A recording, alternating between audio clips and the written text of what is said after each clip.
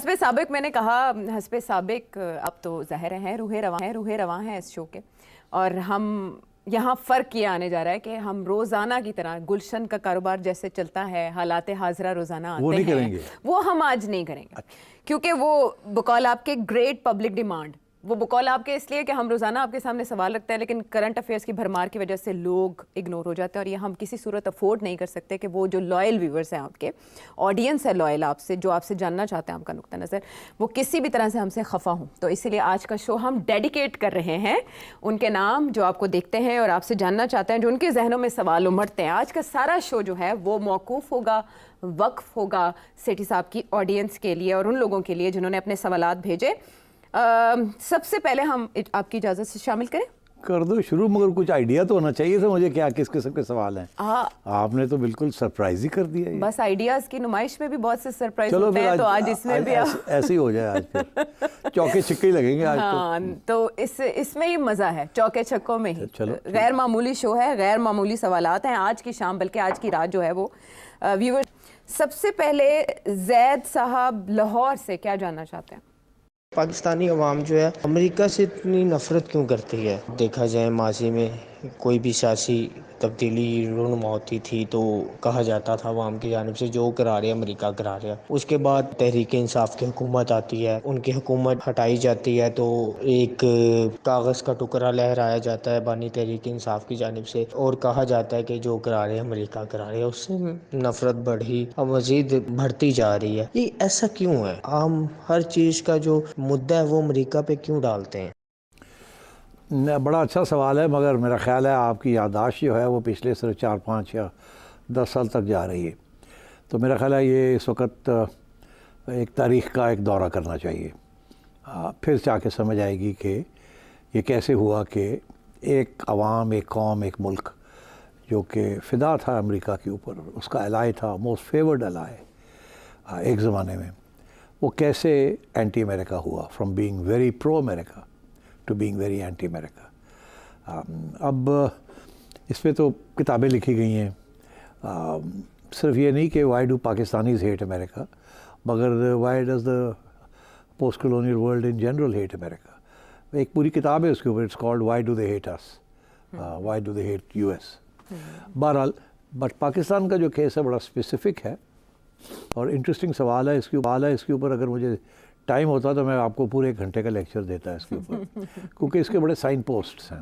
کیسے شروع میں کیا ہوا، پھر کیسے تبدیلی آئی، کیا چیزیں تھیں جس کی وجہ سے پاکستانی اینٹی امریکن ہوتے گئے آہستہ آہستہ، اور کیا کس سٹیج پہ آ کے وہ بالکل ہی ٹوٹلی اینٹی امریکہ ہو گئے، اور کوئی یہاں اس ملک میں پبلک میں تو کوئی کھڑا ہو کے پرو امریکن بات نہیں کر سکتا. چلیے پھر میں آپ شروع کرتا ہوں. لیکن پاکستان جب نیا نیا آزاد ہوا، اب کہانی ہے، میں کوشش کروں گا بڑی جلدی، اس کو 10 15 منٹ تو لگ ہی جائیں گے، مگر ایک تعلیم کا بھی یہ ایک دورہ ہے، کیونکہ بہت سے ہمارے دوست جو دیکھ رہے ہیں وہ شاید ان کی عمریں جو ہیں وہ 20 25 30 35 سال ہیں، اور میں شروع کروں گا 1947 سے کہ کیا ہوا اور کیسے ہوا اور اس کے بعد تبدیلی کیسے آئی. تو 1947 میں یہ بہت پرو امریکن ملک تھا،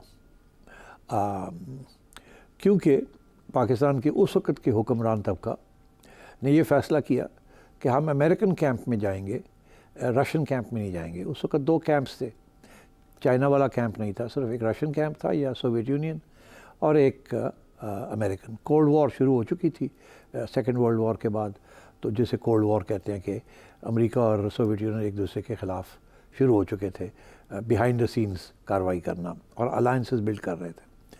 تو امریکہ نے اس وقت ایران، پاکستان، ٹرکی، ان سب کو گھیر لیا کہ آپ ہمارے الائنس میں کھڑے ہوں، کیونکہ یہ کنٹریز وہ تھیں جو کہ رشیا کے بارڈر لینڈس کے اوپر تھیں، اور امریکہ کی یہ کوشش تھی کسی طریقے کے ساتھ رشین بارڈر لینڈس جو ہیں یا سوویت یونین کے بارڈر لینڈس کو گھیرا کیا جائے یا گھیراؤ کیا جائے اور وہاں سے سبورجن کی جائے. اور اوپر سے کولڈ وار بھی تھی، پوری ایک ہیومن رائٹس کی کیمپین تھی کہ کمیونزم بڑی بری چیز ہے، وہاں انسانی حقوق نہیں ہے، اور بہت سارے ادارے بنائے گئے امریکہ میں فنڈڈ بائی کانگریس کہ ہیومن رائٹس کو ایک گلوبل ایشو بنایا جائے اور ٹارگٹ کیا جائے سوویت یونین کو کہ یہاں ہیومن رائٹس نہیں ہیں. तो ये एक पूरा जो ह्यूमन राइट्स का जो एजेंडा है ये पोस्ट कोल्ड वॉर एजेंडा है, और इसके अंदर अमेरिका का और अमेरिकन कांग्रेस का ऑफिशियल हाथ है कि ये एक पॉलिसी के तहत ये बनाया गया। चले, मगर वो अलग बात है। आइए पाकिस्तान में लियाकत अली ख़ान साहब आपके प्राइम मिनिस्टर थे, और लियाकत अली ख़ान साहब ने अपने जहन में ये सोचा कि हमें शायद ना चाहिए, ये बहुत बड़ी जंग है दो एक बहुत बड़े मुल्कों की, बोथ न्यूक्लियर आर्म्ड, और इस वक्त हमें किसी की साइड नहीं लेनी चाहिए, कोशिश करनी चाहिए कि हम न्यूट्रल रहें। तो उन्होंने फ़ैसला किया कि मैं सोवियत यूनियन का एक दौरा करता हूँ और उसके बाद मैं अमेरिका का दौरा करता हूँ। मगर दिलचस्प बात यह है कि उन्होंने रशिया का दौरा मुलतवी कर दिया और फ़ैसला ये किया कि पहले मैं अमेरिका जाऊँगा। हालांकि पहले फ़ैसला ये हुआ था कि वो रूस जाएंगे। तो खैर वो ब्यूरोक्रेसी जो उस वक्त की थी वेस्टर्न एजुकेटेड, उन्होंने कहा कि नहीं, आप अमेरिका जाएं। तो खैर ये फिर अमेरिका गए, और जो वहाँ जो बातें हुई वो एक किताब है, और उसको अगर आपको मिल जाए किसी वक्त तो पढ़ लीजिएगा। वो पूरी तारीख़ है of the American role in Pakistan from 1947 till 1958। वो बड़े फॉर्मेटिव ईयर्स थे कि किस तरीके से पाकिस्तान हुकूमत को परसुएड किया गया कि आप अमेरिकन कैंप में जाएं और आप रशियन कैंप में ना जाएं।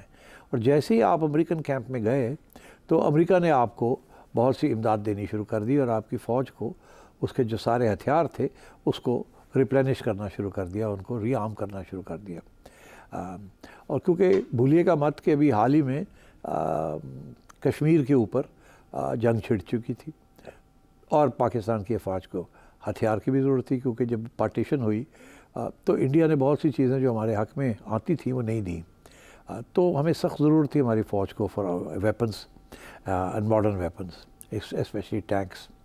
तो America was the only country ready to do that, and in return वो चाहते थे कि उन्होंने कुछ नए डिफेंस पैक्ट्स बनाए थे, और आपको उसके अंदर उससे सिग्नेचर लेके कि आप हमारे डिफेंस पैक्ट्स का हिस्सा होंगे अगेंस्ट कम्युनिज्म। और जो आपको हथियार भी दिए वो उसके साथ कंडीशन ये अटैच की कि ये हथियार कम्युनिज्म के ख़िलाफ़ इस्तेमाल होंगे, अमेरिका या अमेरिकन एलाइज़ के ख़िलाफ़ कभी नहीं इस्तेमाल हो सकते, और ये सिर्फ सोवियत यूनियन के ख़िलाफ़ या कम्युनिज्म के ख़िलाफ़ इन हथियार को दिया जा रहा है, ताकि आप अपने आप को कम्युनिज्म से महफूज रखें। तो ये दिस वाज इट। तो उसमें अगले 5-6 साल में सेंट्रल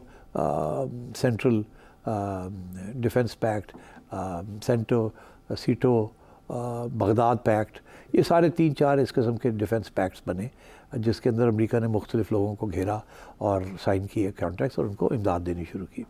तो पहले दिन से you became dependent on America. उस ज़माने में वीट के बड़ी शॉर्टेजेस होती थी, पाकिस्तान नया नया आया था, नया नया मुल्क बना था। तो PL 480 पब्लिक फंड्स में से अमेरिका आपको गंदम प्रोवाइड करता था, बड़े बड़े कंटेनर्स, शिप्स आती थी और आपको गंदम सप्लाई करती थी, ताकि यहाँ किसी किस्म की फैमिन ना हो और किसी किस्म की फूड शॉर्टेजेस ना हो। तो मुझे याद है कि as we were growing up in the 50s, तो वहाँ हर जगह पे अमेरिका के झंडा और पाकिस्तान का झंडा, और एक ऐसा झंडा बना दिया गया था अंदर, वो USAID का झंडा था, उसके ऊपर लिखा होता था USAID। तो सब जगह पे USAID का चर्चा था, और सारा पाकिस्तान के स्टूडेंट्स जो कि पढ़ रहे थे स्कूलों में, उनको एक ही बात बताई जाती थी कि अमेरिका इज़ आवर फ्रेंड, और we need this friend against India. And China का कोई जिक्र नहीं था उस ज़माने में। चाइना के अपने बड़े इश्यूज़ थे, अभी तो वो अपने पाँव पे नहीं खड़ा हुआ था, इनकलाब हुआ था, और अभी वो इनकलाबी दौर में था। दे वर in no position to help anyone. तो अमेरिका वाज योर फ्रेंड, और हर शख्स यहाँ प्रो अमेरिका था, और हर जगह पे अमेरिकन डिप्लोमेट्स और अमेरिकन एड, उनकी व्हीकल्स, सब कुछ, it was Pakistan was very pro America. तो नौजवान तबका भी बड़ा प्रो अमेरिका था, हमारा दोस्त है अमेरिका, रूस बड़ा ख़राब है, वहाँ तो कम्युनिज़म है, कम्युनिज़म तो लादीनियत होती है, हम तो मुसलमान हैं, and so on and so fourth. ये सारा प्रोपेगेंडा चलता था, और कम्युनिस्ट पार्टी जो थी पाकिस्तान की, उसको बैन कर दिया था। अमेरिका ने कहा था इसको बैन करें, तो कम्युनिस्ट पार्टी को बैन कर दिया, लेफ्टिस्ट को जेलों में डालना शुरू हो गया। और उसके बाद एक कू हो गया यहाँ 1958 में, जनरल अयूब खान نے کو کیا. اور جنرل ایوب خان کی کتاب ہے فرینڈس ناٹ ماسٹرز. مطلب ہے کہ ہم آپ کے دوست ہیں, ہمارا غلام اور ماسٹر کا ریلیشن شپ نہیں ہونی چاہیے. مگر اس وقت بھی کھٹک ہو رہی تھی کہ یار یہ تھوڑا زیادہ ہی ماسٹر بنتے جا رہے ہیں. تو ایوب خان صاحب نے امریکہ کا دورہ کیا اور بہت زبردست ان کو ریسیپشن ملی, کانگریس میں بھی, ہر جگہ پہ بھی. اس وقت نہ یہ کوئی خاص کانسٹیٹیوشن تھی, نہ کوئی عدالتیں تھیں, نہ کوئی انڈیپینڈنٹ جوڈیشری تھی, کوئی سول سوسائٹی نہیں تھی, کوئی کچھ نہیں تھا. تو so that was the pro-America decade, and that continued into the 1960s. Ayub Khan کی decade of development. Harvard university سے اکانومسٹس آئے, انہوں نے پاکستان کے 5 ایئر پلانز بنائے, اور ساری جو ڈیولپمنٹ ہوئی ان پاکستان وہ ہارورڈ یونیورسٹی کے اکانومسٹ سے پلاننگ کمیشن آف پاکستان کے ساتھ مل کے وہ ڈیولپمنٹ ہوئی, اور کافی تیزی کے ساتھ ڈیولپمنٹ ہوئی. بہت پیسہ آ رہا تھا امریکہ سے, کوئی خاص ٹیکس کلیکشن ہو نہیں رہی تھی, پیسہ باہر سے آ رہا تھا, ڈیولپمنٹ ہو رہی تھی, انڈسٹریز لگ رہی تھیں, اور ساری مشینری جو تھی, سب کچھ جو تھا وہ امریکہ سے امپورٹ ہو رہا تھا. آپ کو امریکن مشینری کے اوپر ڈپینڈنسی آپ کو بنا دی گئی, ادھر آپ کے ہتھیاروں کے اوپر آپ یو بیکیم ڈپینڈنٹ آن امریکہ. اور آپ مزے لے رہے تھے, آپ کی رولنگ کلاس مزے لے رہی تھی. بیوروکریٹس اور فوجی یہ لنڈن اور یو کے اور امریکہ جاتے تھے اپنی ٹریننگ کے لیے, اور ٹھیک ٹھاک ٹریننگ پروگرامز ہوتے تھے. اور ظاہر ہے پھر جب واپس آتے تھے دے ور آل ویری پرو امریکہ یا پرو ویسٹ. تو یہ 1960s تک چلا. مگر 1960s میں پھر ایک اسٹوڈنٹ موومنٹ شروع ہوئی, کیونکہ اس کے دوران اسٹوڈنٹس جو تھے یونیورسٹیز کے اندر وہ ریڈیکلائز ہونا شروع ہو گئے. اور ریڈیکلائزیشن 1950s میں شروع اس طریقے سے ہوئی کہ برطانیہ نے سویز کنال ایجپٹ میں سیز کر لی, جو کہ ایجپشن پراپرٹی تھی. تو ایجپٹ کا جو اس وقت کا لیڈر تھا وہ کرنل ناصر, تو انہوں نے رزسٹ کیا, انہوں نے کہا کہ ہم لڑیں گے, اور انہوں نے سوئز کنال سیز کر لی. وہ برطانیہ کے کنٹرول میں تھی, تو ایجپشن فورسز ٹوک اوور دا سوئز کنال, اور جس کی وجہ سے امریکہ اور برطانیہ یہ سارے جو تھے یہ بیکیم اینٹی ناصر. اینڈ یہاں ناصر کے سپورٹ کے اندر اسٹوڈنٹس نے ڈیمونسٹریشنز کرنی شروع کر دی. ان ڈیمونسٹریشنز کے اندر پنجاب یونیورسٹی اور گورنمنٹ کالج اور اس قسم کے ادارے, یہاں کے Islamia college, they were in the lead of those demonstrations. Islamabad تو اس وقت ابھی بنا بھی نہیں تھا, اور بن رہا تھا, ابھی نیا ٹرانسفر ہو رہی تھی, کراچی کیپٹل تھا تو ٹرانسفر ہو رہے تھے. تو یہ ایک ڈیمونسٹریشن شروع ہو گئے. وہ پھر پنڈی تک پہنچ گئے, کیونکہ اسلام آباد تھا نہیں, پنڈی میں تھا سارا کچھ. تو ایونچولی ایوب خان کے اوپر بڑا پریشر پڑا ان اسٹوڈنٹ ڈیمونسٹریشنز کی وجہ سے, اور کراچی میں بھی ہوا. تو Ayub Khan had to resign. انہوں نے ہینڈ اوور کر دیا ٹو یحییٰ خان, اور یحییٰ خان نے پھر وہ الیکشن کروائے 1970 کے, جس کے ساتھ پھر آپ کو پتہ اس کا نتیجہ کیا نکلا. مگر جو پوائنٹ میں بنانا چاہ رہا تھا یہ کہ وہ جو ڈیکیڈ آف ڈیولپمنٹ تھی, یہ جو ہارورڈ والوں نے جو آپ کو ٹریننگ دی تھی, آپ کے پلاننگ کمیشن کے لوگوں کو, جن لوگوں نے پھر اور فائنانس منسٹری کو, اس میں بڑی ان ایون ڈیولپمنٹ تھی. امیر بہت امیر ہو گئے, غریب غریب ہی رہے. سڑکوں پہ آپ جاتے تھے تو بلڈنگز آ رہی تھی, فیکٹریز لگ رہی تھیں, مگر غریبوں کا حال بہتر نہیں ہو رہا تھا, اور ادھر امیر امیر ہوتے جا رہے تھے. تو پھر ایک نیا موومنٹ شروع ہوا جسے وہ کہتے ہیں اگینسٹ دا 22 فیملیز. اس وقت یہ بات بنی کہ اس پاکستان کا جو حکمران طبقہ ہے اس میں 22 فیملیز. وہ جو اس وقت کے ایک چیف اکانومسٹ تھے جو کیمبرج یونیورسٹی سے پڑھ کے آئے تھے, جن کا نام تھا ڈاکٹر محبوب الحق, وہ پلاننگ کمیشن کے ہیڈ تھے. تو انہوں نے یہ کہا کہ یہ تو بڑی ان ایون ڈیولپمنٹ ہے, اور اس کے اندر تو 22 فیملیز جو ہے وہ سب کچھ کھا پی گئی ہیں, تو اس کا تو فروٹس جو ہے وہ نیچے ٹرکل ڈاؤن نہیں ہوئے. ایک پہلو. دوسرا پہلو ایک اور بھی تھا, وہ یہ پہلو تھا کہ ایسٹ پاکستان کے اندر ایک سوچ پیدا ہونی شروع ہو گئی کہ ویسٹ پاکستان کھا گیا سب کچھ, اور سارا جو فارن ایکسچینج ارننگ جو ہوتی تھی اس وقت وہ جھوٹ سے ہوتی تھی جو ایسٹ پاکستان ایکسپورٹ کرتا تھا, وہ ساری ساری ارننگز ویسٹ پاکستان میں آ جاتی تھی. ڈیولپمنٹ ساری ویسٹ پاکستان میں ہو رہی تھی, ایسٹ پاکستان میں ہو نہیں رہی تھی. تو وہاں ایک سینٹیمنٹ, ایک ایموشن, ایک نیشنلزم ابھرنی شروع ہوئی کہ ایک یہ کہ یہ فوجی حکمران یہ ٹھیک نہیں ہے اور جمہوریت ہونی چاہیے, اور دوسرا یہ کہ یہ جو ٹرانسفر آف ریسورسز ہو رہا ہے from East Pakistan to West Pakistan, this is not good. اور ایوب خان آپ کو یاد ہونا چاہیے، یا میں یاد دلا دیتا ہوں کہ جو فیڈرل کانسٹیٹیوشن 1956 کی تھی وہ فیڈرل تھی، جس کے اندر 4 پروونسز پاکستان، ویسٹ پاکستان، ایک ایسٹ پاکستان تھی.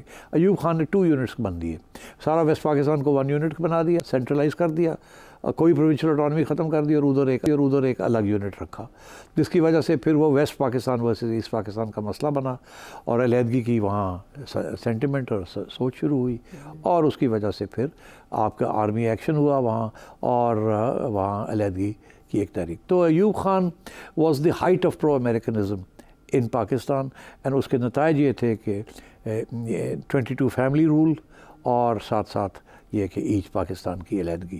مگر آپ کی ڈپینڈنس آن امریکہ کمپلیٹ ہو چکی تھی اس وقت.